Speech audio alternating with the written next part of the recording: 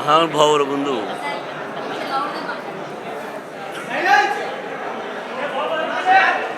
అమ్మా ఈరోజు నేను చాలా అదృష్టంగా భావిస్తున్నాను. సినిమా తీయడం, కన్నప్ప సినిమా తీయడం ఒక ఎత్తు అయితే, ఇంతమంది మేధస్సు, దేశం బాగుండాలని అనుక్షణం కోరుకునే మహానుభావులు వీళ్ళందరూ కూడా. మన దేశ భవిష్యత్తు, మనం భారతమాత బిడ్డలం, మన దేశ సంస్కృతి ఈ జనరేషన్ కూడా చెప్పాలి అని వాళ్ళు అహర్నిశలు తాపత్రయపడుతూ ఉన్నటువంటి మహానుభావులు. ప్రజలు బాగుండాలని దీనికి కంకణం కట్టుకున్నది మన భారతదేశ ప్రధాని మోడీ గారు. ఇది మన అదృష్టంగా భావించాలి. నేను కన్నప్ప సినిమా తీశాను, 10 రోజులు అయింది. ఎలా ఉందని చూసిన వాళ్ళందరికీ తెలుసు. అత్యద్భుతమైనటువంటి చిత్రం ఇది. శ్రీ కాళహస్తీశ్వర మహత్యం, దూర్జటి మహాకవి రాసినటువంటి చిత్రం. ఈ చిత్రాన్ని వాళ్ళతో నేను చూసి వాళ్ళ అమూల్యమైన సలహాలు సినిమా అయిన తర్వాత మీకు తెలియజేస్తారు. నేను కొత్తగా చెప్పేది ఏమీ లేదు.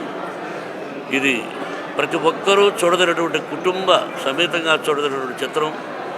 మన పిల్లలకు కూడా వేదం అంటే ఏంటి, ఉపనిషత్తులు ఏంటి అంటే 3000 సంవత్సరాలకు ముందు దూర్జటి మహాకవి రాసినటువంటి చిత్రం ఇది.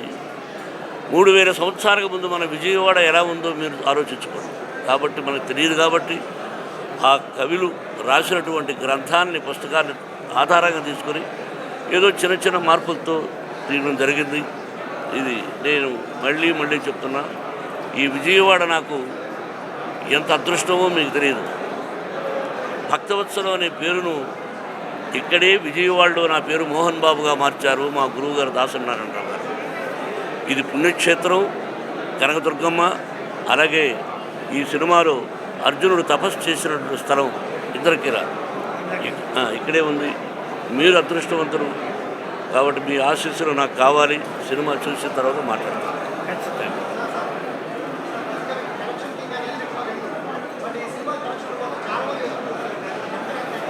నేను సినిమా చూసిన తర్వాత వాళ్ళతో, ఇప్పుడు ముఖ్యం వాళ్ళకు సినిమా చూపించాలనే ఉద్దేశం. నేను ప్రశ్నలకు సమాధానం ఇస్తాను, మీరు తప్పుగా అర్థం చేసుకోకండి. ఒకసారి వాళ్ళని ఇక్కడ పెట్టి వాళ్ళందరినీ ఇక్కడ పెట్టి ఆ పూలమాల నేను వేసుకోవడం కూడా నేను కొంచెం ఇబ్బందిగా ఫీల్ అయ్యాను. అది పెద్దవాళ్ళు వేసుకోమన్నారు. ఇది మళ్ళీ చెప్తున్నా, ఈరోజు నాకు అదృష్టమైన రోజు. ఈ విధంగా అందరూ కలవాలని సూచించింది తమ్ముడు గజల్ శ్రీనివాస్. దాదాపు 100కు పైగా భాషల్లో అనర్గళంగా మాట్లాడగలిగి గజలు పాడగలిగినటువంటి తమ్ముడు.